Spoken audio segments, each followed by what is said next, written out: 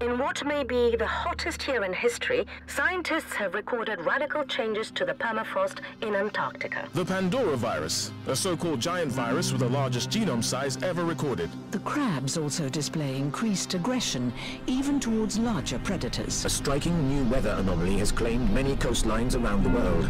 NASA is examining these clouds to figure out... We've detected large amounts of an organic composite. So far, the sample doesn't match any of the DNA records we've compared it with. We all saw it.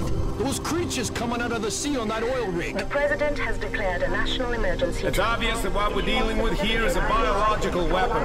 As of today, we are at war. It's taking their minds. I saw them walk right into the sea. Thousands of people. Thousands. The mist is gone, but the city is dead. The roads are broken. You must join one of the havens. Do not attempt to survive on your own. Hello and welcome, people of the YouTubes. I am peril2012 and this is Phoenix Point, an XCOM clone by the creator of the original XCOM.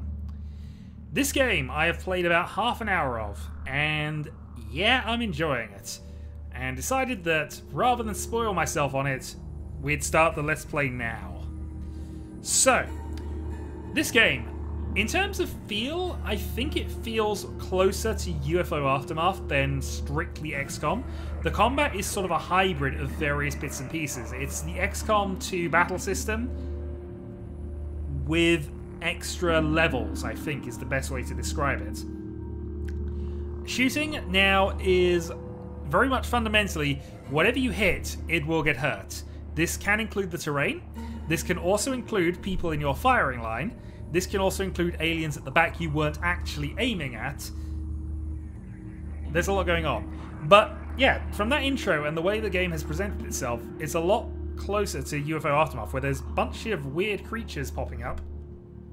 Nobody knows entirely what's causing them or why. There are pockets of survivors everywhere, and we are going out there and trying to secure the world. If it turns into a massive biomass, then we know it's definitely UFO Aftermath territory. But let's get into the game and let's have the plot explained to us and what Phoenix Point is. We're playing on Veteran. I've got the tutorials turned off, but that's because of some restrictions that the tutorials puts you under at that point.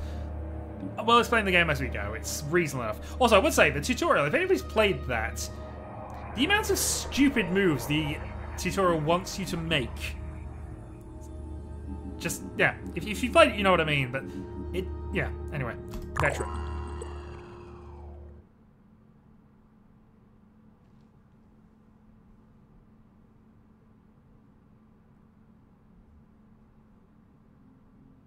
The Phoenix Project was founded on October 24th, 1945.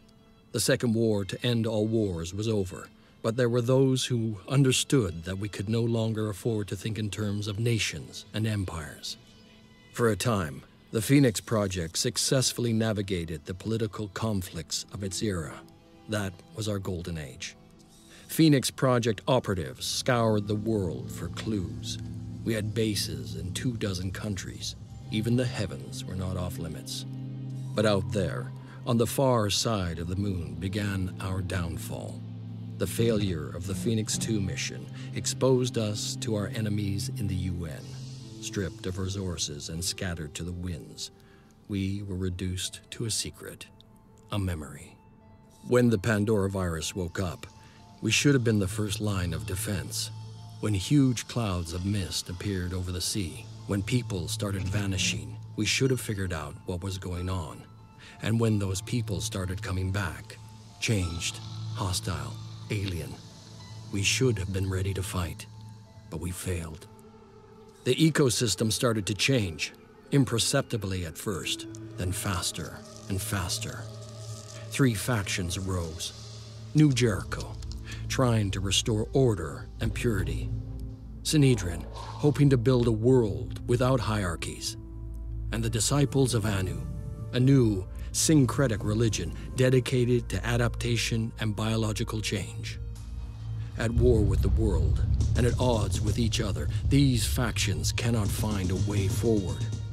Now the mist is returning, and armies are rising from the sea. Without the Phoenix Project, humanity will fall. It's time to rise from the ashes. And that is precisely what we will attempt to do. So, we begin in Mexico. So, this is our current base. If we go to the research screen, we can see we've got one thing we can research, which will take 6 hours, and that's atmospheric analysis. So, let's see if we can connect to some of the weather satellites and assess the extent of the mist outbreak. This will give us the ability to monitor where the mist is and how it's spreading. We have our squad, which currently consists of 1 heavy, 1 sniper, and 3 troopers. And I think we can actually give them additional inventory space here. Let's at least give 1 person that, and we should probably also give you a reload just in case. In fact, let's give medkits to just about everybody. Grenades are useful. I like the grenades here. They don't actually do that much damage, but they can definitely save you. You already have one, so that's fine. I just prefer everybody to have some form of healing. Oh, actually, that's because I've only got 5 troops. There we go. I should also be able to rename, and in fact I can. So we will definitely be renaming some troops. For the moment, it will probably be just along the lines of... well, I want to say classic XCOM, but, you know, I'm going to try and stay away from the classics. We're going to try and play the new classics. The Gaspard will not be appearing in this Let's Play. I've decided that. But we'll see how long I can push that and how lethal this game is, because I've not quite gotten to that level of how lethal this game can be. We'll see. So, manufacturing. We can build various bits and pieces, including armor, which we would probably need. We can buy vehicles as well, which could be useful. Unfortunately, we don't have that much in the way of resources, so I don't know how much we really want to go and do that. We will, of course, have to buy some additional magazines and ammo as we go on through the game. But for now, what I'm going to do is I'm going to build ourselves a food production facility, because that's the only resource we're currently losing on at the moment. The other things we could build are a medical bay, a training facility, which we don't appear to have, which basically generates experience points, which could be useful. Fabrication plant we already have. Access lifts. We didn't need to build another one. I don't know why we'd need to build another one of those. I might find out at some stage. And a satellite uplink we kind of already have. So we're going to leave that as is for the moment. Right, as you can see here, we have various unexplored sites around the map. These can contain a number of things. They can contain resource caches that we found and are trying to scavenge. They can contain bases. They can even contain alien ambushes. But let's explore this to find out what this one is. And Sneasion stage left. Okay, Sneasion Haven, Oz. Someone figured out our open democratic society would be easy to infiltrate and steal from. Since the joint is made up with critical research, which I assume they want to sell to another faction.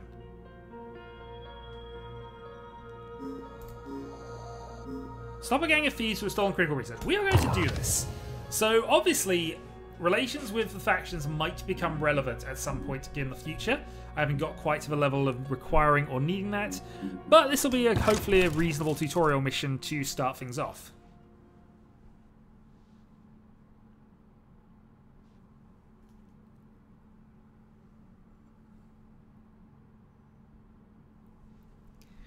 And also, we should name... And here we are, the Manticore. It's not a Sky Ranger, it's a Manticore.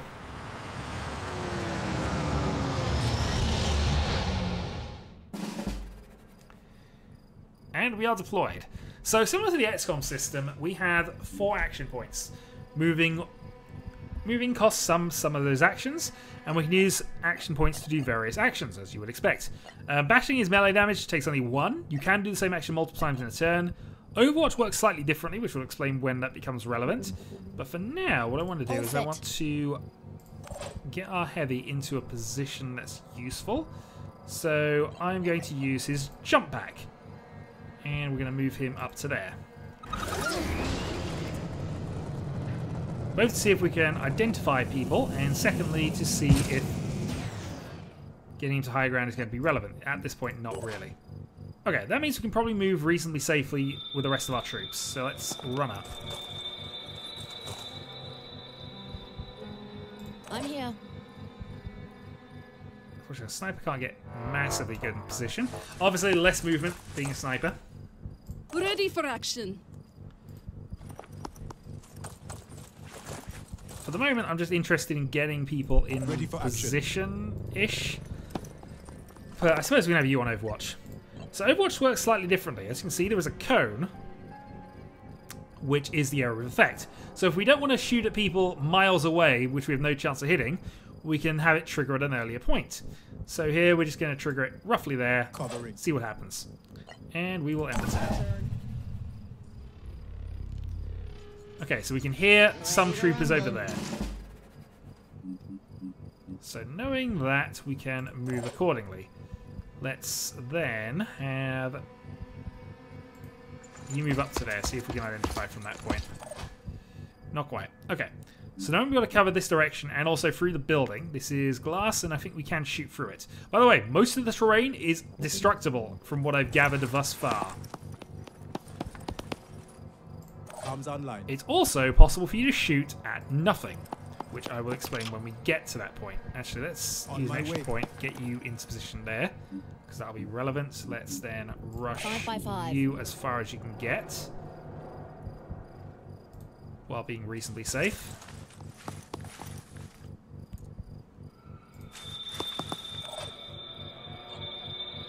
Limited move of a sniper is hurting us a little bit, but we'll work something out. I'll move you into the building.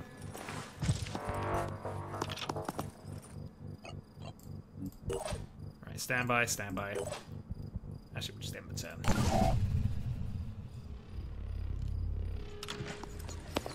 Oh, we have him. Action! Okay, and we've been shot at. Looks like it was a miss, though, so we'll worry about that. Oh, there we go. 30 damage to the body. So you can shoot specific areas of the body to do various bits of damage here. Take this. He, though, is firing a bunch of stuff at us, so it might even be more than one.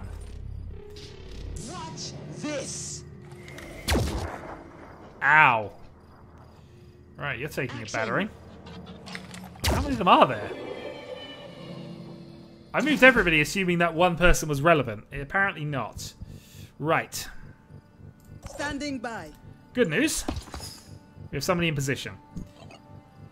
Let's go firing the weapons. So, as we can see, can't actually shoot him from there, which is annoying.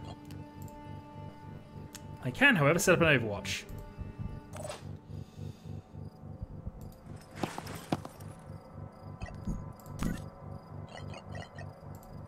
And we're going to attempt to fire at him. He's not in cover, so we'll do 10 to 12 damage, 6 shots worth. And we can aim at either the body, the head, the torso, the legs, or the gun. You can damage weapons doing this. And also, it'll say what effect happens if we disable it. So if we take all of the head hit points, for example, he will lose a lot of his maximum hit points, and he will lose some willpower. We, however, are just going to take a normal shot for the moment. Doing 42. And we're going to stand by. Okay. So we know roughly where he is from there. And we also know there's another one out there as well. Actually, no, we know that's him. Yeah. Confirming target. So, 2 shots. We could go for this, but I think we want to go for headshots at the moment, since we got a good chance of getting the head. So, he's now suffering bleeding damage, he's suffering a massive will penalty, and if we go for the head again, it's already disabled, but now we've got a much easier chance of doing damage to his other stuff. So, let's go take out the arm as well, do additional bleeding. That's his arm with the weapon. Not quite. Okay, some work still to do. Let's move you up and put an Overwatch on. We know there was somebody over here, though I think that is still you. But just to be on the safe side, we've seen one more than I was expecting anyway.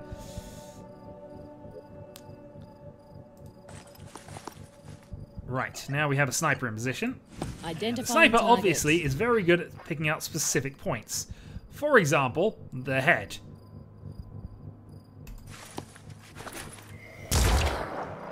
Unfortunately, we missed. Okay, so he's slowly bleeding to death. In fact, he will be dead next turn. And now the rest of them are running up to try and take some damage. We think. They're only armed with hand pistols, so we got a damage advantage on them.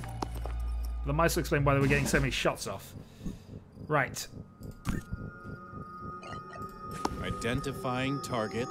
Well, given how close you are...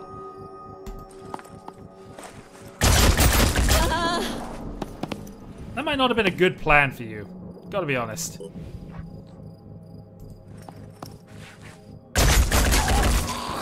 Hostile down.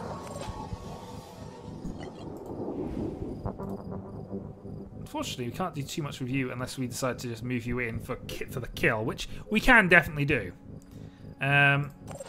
Let's go for a sniping attack.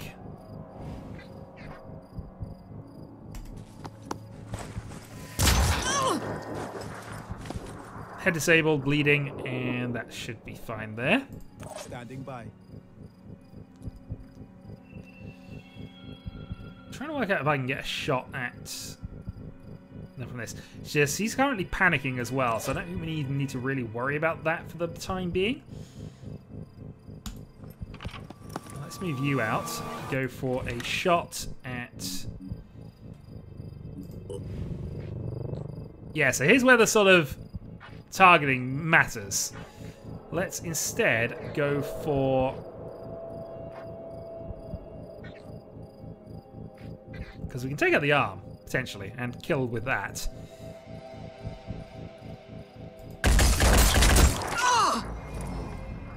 But actually, we didn't do enough with that, so fine. Stand by. So here we've got an interesting option here. We can go there, bash, there, bash. Or we can jump down and try to shoot them.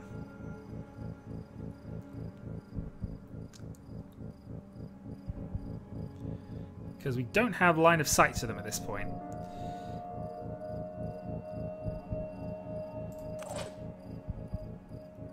I also can't put an easy Overwatch up either, so... I think you are dead at the start of the turn. Or at least the end of the turn, anyway. On my way. Since I can't do anything about this anyway, let's just make sure of things and put an Overwatch up. Yeah, I'd love to be able to shoot you.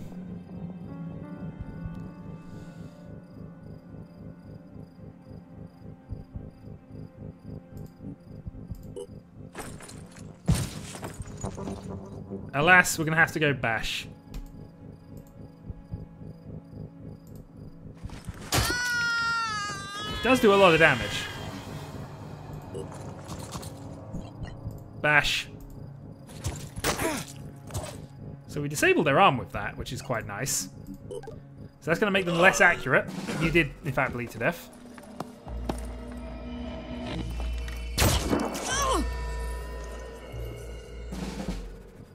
That was the pistol arm as well.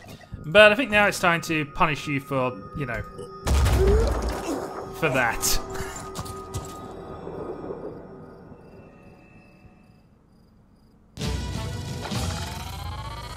So not an optimally completed mission, however. However, we got some experience out of that. We gained some skill points. We killed all enemies. General mission experience 100. Back to the geoscape. And with that, we have successfully completed our first mission. Hi there. My name is Athena, and I'd like to thank you on behalf of Synedrion as a whole. You know, outsiders sometimes think of Synedrion as a bunch of naive, helpless people living in a big bubble. And I know we can appear that way. But the truth is, we are more like a powder keg. Trying to build a truly democratic society without hierarchies involves a lot of arguing.